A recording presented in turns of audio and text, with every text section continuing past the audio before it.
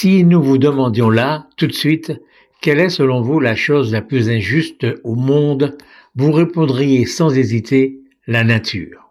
Et vous auriez devant les yeux cette herbe que tout le monde écrase sans vergogne en marchant dessus et que l'on coupe régulièrement, comparée à ce merveilleux fromager à qui personne ne veut toucher et qu'au contraire on vient admirer. Et vous auriez aussi dans les yeux l'image de cette jolie fille qui ne restera que quelques minutes à faire du stop, comparée à celle bien moins jolie qu'aucun automobiliste ne verra pendant des heures. Vous auriez aussi, c'est sûr, l'image de ce petit garçon noir, né à Cité-Soleil en Haïti et condamné depuis sa naissance à avoir faim toute sa vie, tandis que petit garçon blanc, né le même jour à Manhattan, aura du mal à faire son choix parmi tous les plats qu'on lui proposera à son petit déjeuner, à son déjeuner, à son goûter et à son dîner.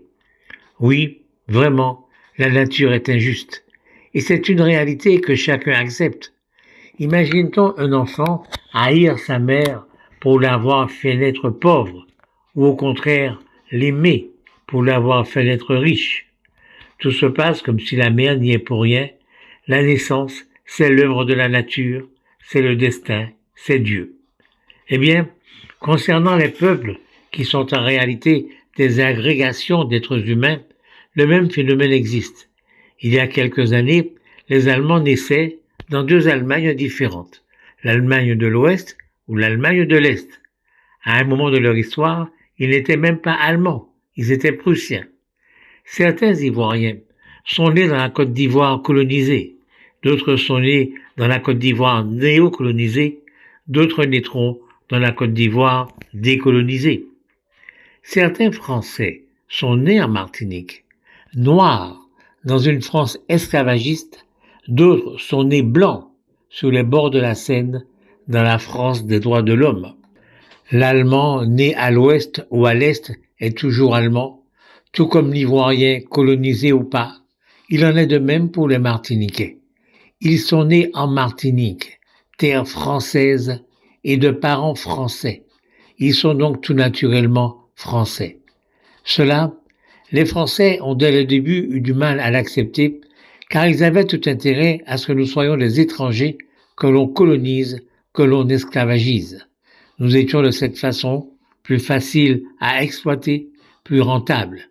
C'est vrai, un champ de canne à sucre est plus rentable quand il est travaillé par les esclaves qui ne coûtent rien que lorsqu'il est travaillé par les ouvriers qu'il faut payer d'une façon ou d'une autre. Et la religion leur enlevait toute mauvaise conscience, la malédiction de Cham servant souvent de prétexte, même si dans la Bible il n'est pas question de race et de couleur de peau. Puis est venue l'abolition de l'esclavage, en même temps à peu près qu'interviennent les révolutions industrielles. En France, on continue d'avoir besoin de main-d'œuvre dans les champs, mais on a également besoin de gens dans les usines qui éclosent et dans les bureaux qui vont avec. Il faut des gens qui savent lire, écrire et compter. L'école publique se développe dans les colonies aussi. Et disons-le encore une fois, les générations d'après l'esclavage aux Antilles ont bondi sur cette extraordinaire opportunité d'échapper au triste sort de l'individu illettré, intimement attaché à une terre qui ne lui appartient pas. Et au fond, tout va bien, ça marche.